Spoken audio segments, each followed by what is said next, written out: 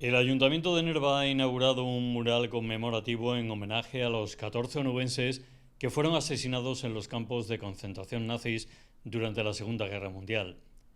El acto se celebró en la avenida de la Reu, junto a la emblemática fuente de la localidad, espacio elegido para albergar este nuevo memorial dedicado a preservar el recuerdo de las víctimas onubenses del nazismo, que refuerza el compromiso con la memoria histórica.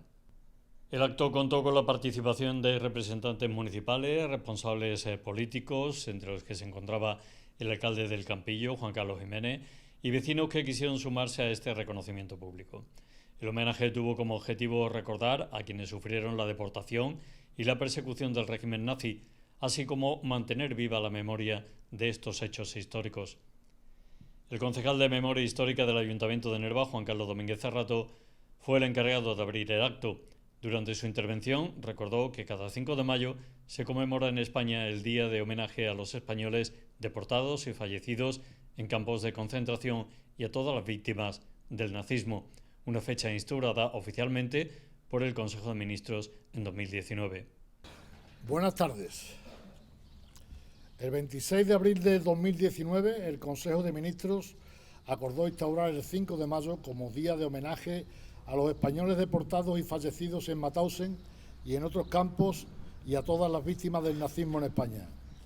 La fecha elegida coincide con la conmemoración de la liberación en 1945 del campo de Mauthausen, en Austria, donde fueron concentrados la mayoría de los deportados españoles y donde finalmente fallecieron la mayor parte. La participación del exilio republicano español en la resistencia y en las luchas y frentes antifascistas europeos llevó a cerca de 10.000 de nuestros compatriotas a los campos de concentración nazis entre 1940 y 1945, especialmente en el complejo de campos Mauthausen-Gusen. Es nuestro deber moral intentar reconocerles el lugar que les corresponde en nuestra memoria histórica por su ejemplo de sacrificio por la democracia y la libertad. Su recuerdo ha de servirnos como memoria vigilante contra toda forma de totalitarismo e intolerancia.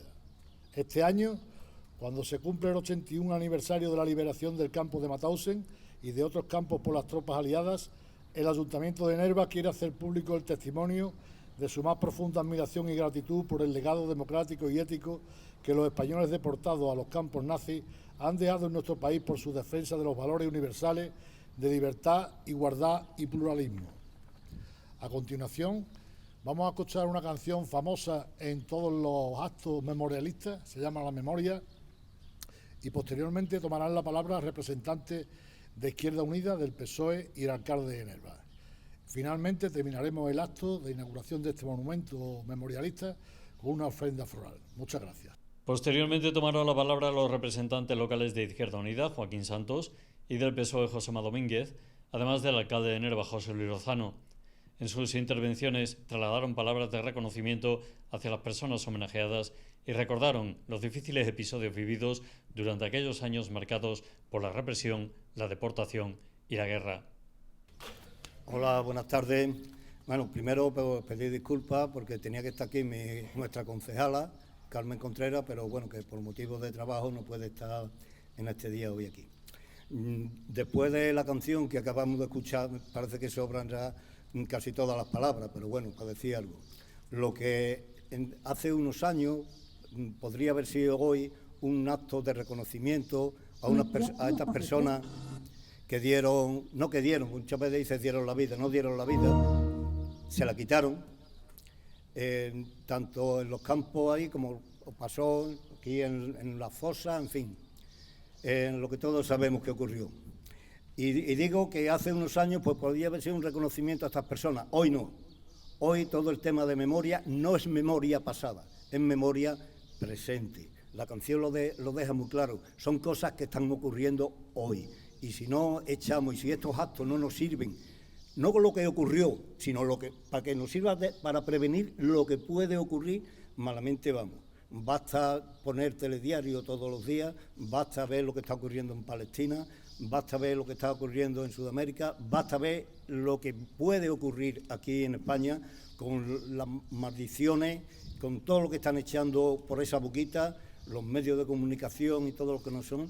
de mentiras y más mentiras y más mentiras, y todo tiene un camino. Todo esto está estudiado, todo esto está muy bien.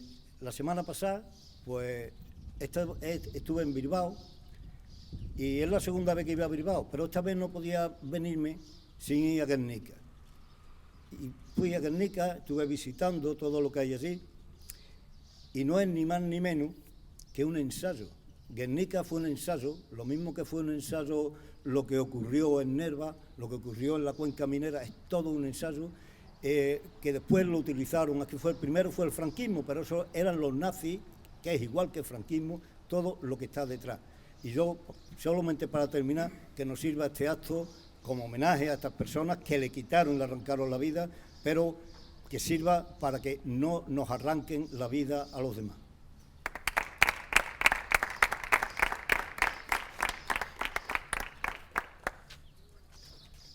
Buenas tardes a todas y a todos. Hoy nos reunimos en torno a la memoria, ese hilo invisible que une el pasado con el presente y que impide que el tiempo borre aquello que nunca debe ser olvidado. Ante este memorial contemplamos algo más que una lista de nombres. Contemplamos vidas, historias de hombres que nacieron en esta tierra, que caminaron por estas calles, que compartieron los sueños y las esperanzas de sus vecinos y que fueron arrastrados por la oscuridad de uno de los capítulos más terribles de la historia humana. Hombres que conocieron el exilio, la persecución y el horror, hasta encontrar la muerte en los campos de exterminio nazis. La barbarie quiso reducirlos al silencio, quiso borrar su nombre, sus rostros y sus recuerdos, pero hoy aquí Nerva les devuelve la voz, porque mientras exista alguien que los recuerde, mientras sus nombres sean pronunciados con respeto y emoción, seguirán formando parte de nosotros. Este monumento es una mano que emerge de la tierra para sostener una flor, una imagen sencilla y poderosa que nos habla de la vida que resiste, de la dignidad que florece incluso después del sufrimiento, de la esperanza que se abre paso allí donde otros sembraron odio. Es el símbolo de que la memoria puede convertirse en semilla y de que el recuerdo puede transformarse en futuro. Recordarlo no es mirar atrás con resentimiento, es mirar atrás con conciencia, es comprender que la libertad, la democracia y los derechos humanos no son regalos eternos, sino conquistas que debemos proteger cada día.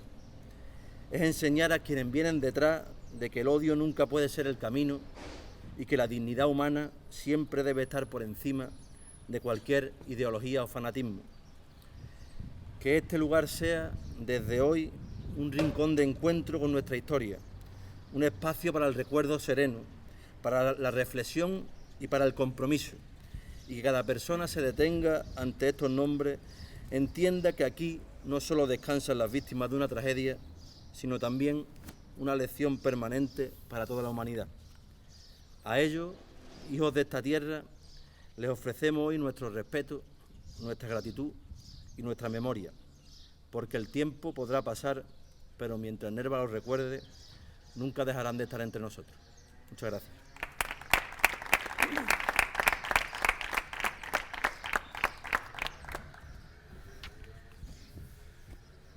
Murió el poeta lejos del hogar, le cubre el polvo de un país vecino.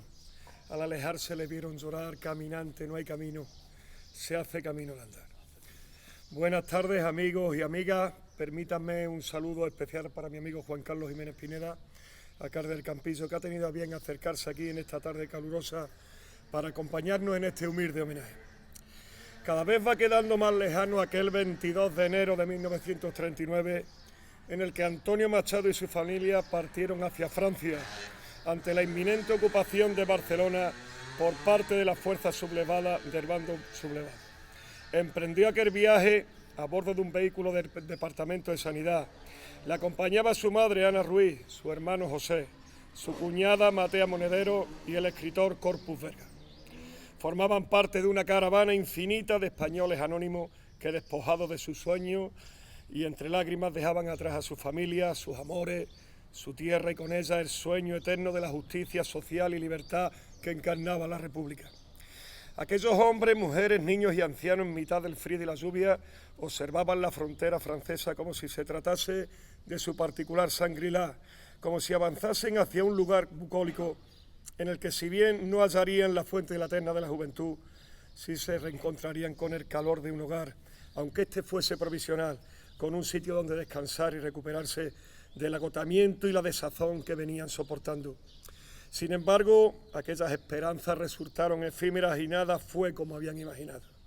Aquel éxodo forzado fue de tal magnitud que en Francia se desató una xenofobia atroz contra aquellos españoles que, en su intento de alcanzar la supervivencia, buscando un oasis de libertad y comprensión, encontraron el desprecio y el rechazo, siendo en muchos casos tratados como apestados. Ante esta situación, el gobierno del Frente Popular intentó que Franco aceptase la creación de una zona neutra desmilitarizada entre Andorra y Portbou, a lo que Franco se negó, advirtiendo al gobierno francés que aquellos que pretendían cruzar la frontera eran prisioneros de guerra. Una vez cruzada la frontera, se encontraron con que los guardias senegaleses eran los que les realizaban la selección de las personas. Siguiendo las instrucciones del gobierno francés, despojaban a los refugiados de todo cuanto poseyese, algún arma, joya, dinero en efectivo. Después de recibir aquel trato humillante, estos prisioneros refugiados, sobre todo los niños y las mujeres, eran enviados a la zona central de Francia. Apenas unos días después, el 5 de febrero, el gobierno francés se vio obligado a que desarmados 250.000 combatientes del ejército republicano cruzasen la frontera.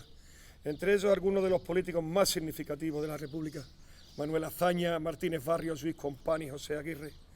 Entre aquellos hombres, en mitad de la inmensidad del anonimato que propiciaba tal cantidad de combatientes, iban Francisco Fernández Villavieja, Antonio Gemio Sánchez, Nicomedes González Pablo, Francisco López Bermúdez, Alfredo López Gómez, Pedro López Martín, Amador Mardonado García, Eulogio Martín Martín, Román Navarro Valera, Antonio Redondo Arena y José Vázquez Sánchez. 14 onubenses, 6 nervenses que partieron de nuestras calles, se enfrentaron al golpe militar franquista y posteriormente al nazismo durante la Segunda Guerra Mundial. Sus restos permanecen en algún lugar de Austria, mezclados con los de cientos de miles de víctimas del exterminio que se llevó a cabo en los campos de concentración. Morir en Gusen. Como si se siguiese a pie juntilla aquella letra de José Casas que asegura que lo más fácil de esta vida es matar, así se desarrollaba cada día, cada hora, cada minuto, cada segundo, cada instante en Gusen. Si cualquiera de aquellos campos de concentración sobre los que la Alemania nazi realizó el genocidio del pueblo judío estaba diseñado para eliminar a las personas mediante homicidios alejados del escrutinio público y judicial, Gusen se había convertido en la máxima expresión del horror que se vivió en Europa durante la Segunda Guerra Mundial. Aquel campamento del terror dirigido por Franz Fierich, a los que los republicanos españoles apodaron el Pavo, se convirtió en una especie de matadero donde perecieron cientos de miles de prisioneros. Francisco Boix, superviviente español sobre cuya existencia se realizó el documental Un fotógrafo en el infierno, describía al antiguo comandante de Gusen como un hombre que recurría a la brutalidad constantemente, un tipo sádico al que se le notaba la satisfacción que sentía cada vez que maltrataba. Para calibrar el horror que se vivía en Gusen, seguramente sea necesario traer hasta aquí aquellas cifras que afirman que casi 9 millones de personas fueron asesinadas durante el Holocausto y elaborar sobre ellos algunas estadísticas que ponen de manifiesto la magnitud de la tragedia. Los porcentajes indican que si fueron exterminados el 59% de todos los prisioneros que pasaron por los campos de concentración, la cifra de los que pasaron por Mauthausen sube 5 puntos hasta situarse en el 64%, mientras que los siniestros números del exterminio en Gusen alcanzan el 75%. Es decir, 3 de cada 4 prisioneros que entraban en el campo eran aniquilados. Para situarnos contextualmente es necesario saber que una vez que los trenes llegaban a Gusen, los deportados eran obligados por los guardias a formar filas para ser sometidos a un proceso de selección. En primer lugar, los hombres eran separados de las mujeres y niños. Después, un médico los sometía a un rápido examen médico para comprobar si eran aptos para realizar los trabajos forzados.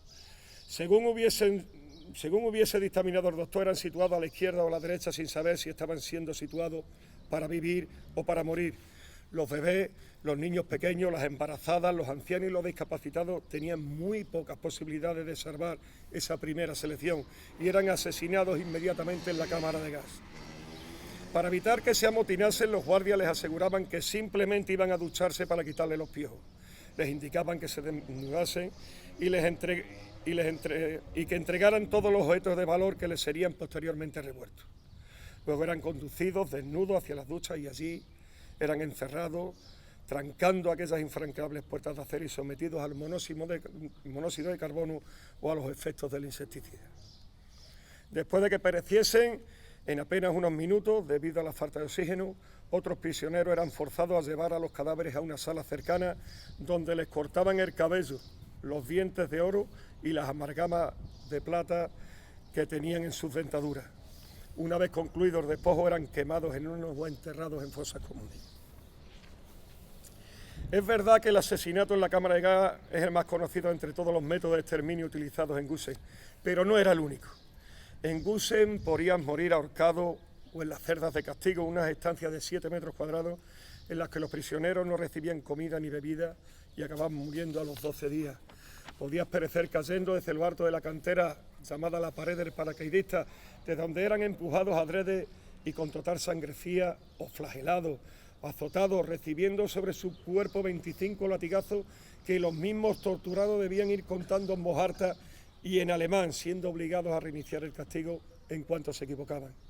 Podías perder la vida trabajando como esclavo en las canteras, donde eran obligados a carrear piedra de unos 20 kilos, subiendo las escaleras de la muerte, o en las cámaras de gas móviles, con compartimientos herméticos situados sobre la parte trasera de los camiones, hacia la que enviaban a través del tubo los gases que producía el vehículo. Podías sucumbir de hipotermia en las inhumanas duchas heladas, en las que los prisioneros eran forzados a quedarse durante horas bajo una corriente de agua a 1 grado, o de hambre, pues cada semana 2.000 prisioneros eran obligados a no comer hasta la muerte. Podía fallecer tiroteado siendo víctima de las balas y el antojo de los guardias sin que mediase el menor motivo o a través de inimaginables experimentos médicos. Para morir bastaba con que el frente del este necesitaba verse sangre para proceder al desangrado hasta la muerte de cuantos prisioneros fuese necesario, o fusilados cobardemente por la SS cuando entendían que había demasiados o simplemente no sabían dónde meterlo. Todo un manual del horror diseñado y planificado para el exterminio. Para describir las terribles circunstancias en las que sobrevivían aquellos hombres y mujeres, quizá baste con resaltar que el peso medio de un interno en Gusen apenas llegaba a los 40 kilos y que el tratamiento médico era prácticamente inexistente, dejando a los prisioneros ya de por sí bajos de defensa, expuestos a los peligros de cualquier enfermedad, por muy leve que ésta pudiese parecer.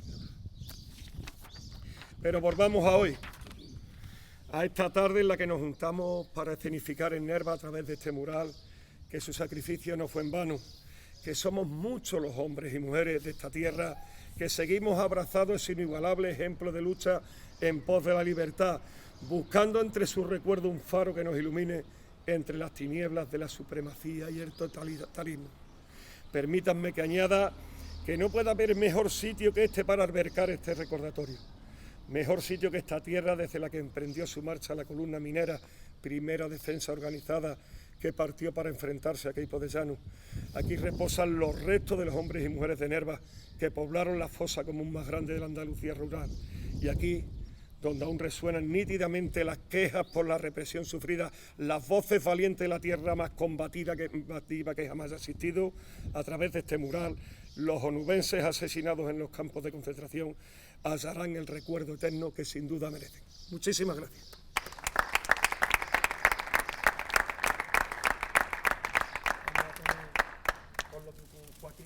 El acto también incluyó un momento de carácter simbólico y cultural con la interpretación de la canción La Memoria, que sirvió para acompañar el homenaje a las víctimas.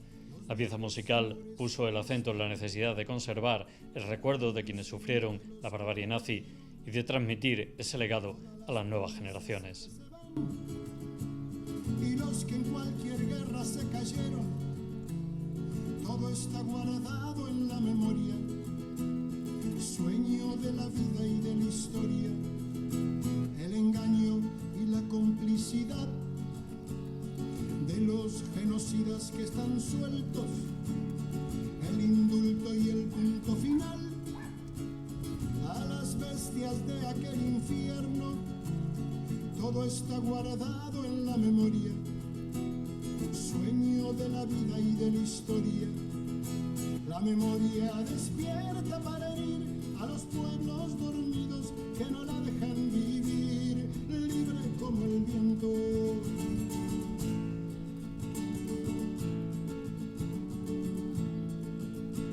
Los desaparecidos que se buscan con el color de sus nacimientos, el hambre y la abundancia que se juntan, el maltrato con su mal recuerdo, todo está clavado en la memoria, espina de la vida y de la historia.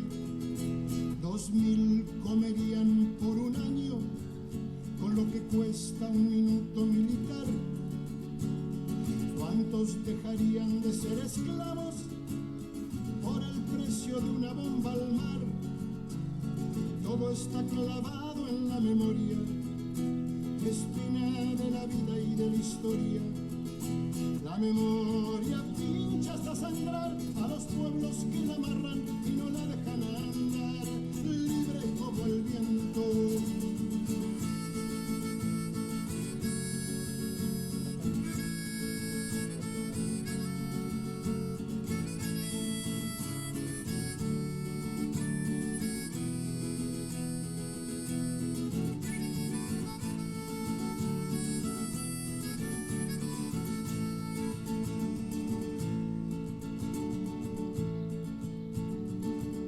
Los muertos de la AMIA y los de la Embajada de Israel, el poder secreto de las armas, la justicia que mira y no ve, todo está escondido en la memoria, refugio de la vida y de la historia. Fue cuando se callaron las iglesias, fue cuando el fútbol se lo comió todo, los padres Palotinos y Angelelli dejaron su sangre en el lodo. Todo está escondido en la memoria, refugio de la vida y de la historia. La memoria está ya hasta vencer a los pueblos que la aplastan y que no la dejan ser, libre como el viento.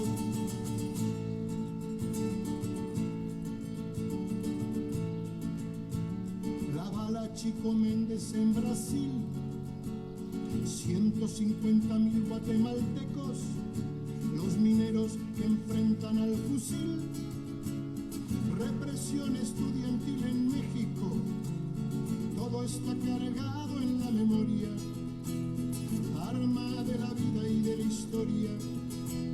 América con almas destruidas, los chicos que mata el escuadrón, suplicio de Mujica por las villas, dignidad de Rodolfo Walsh, todo está cargado en la memoria, arma de la vida y de la historia.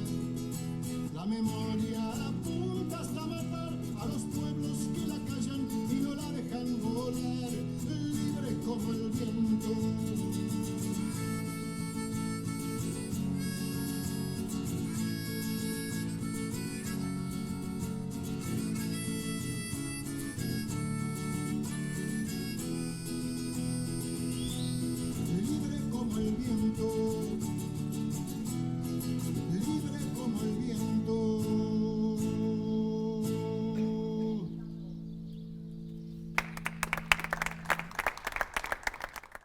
La inauguración concluyó con una ofrenda floral realizada por el Ayuntamiento de Nerva ante el memorial recién descubierto. Con este gesto institucional, el municipio reafirma su compromiso con la conservación de la memoria democrática y el reconocimiento de las víctimas del nazismo vinculadas a la provincia de Huelva.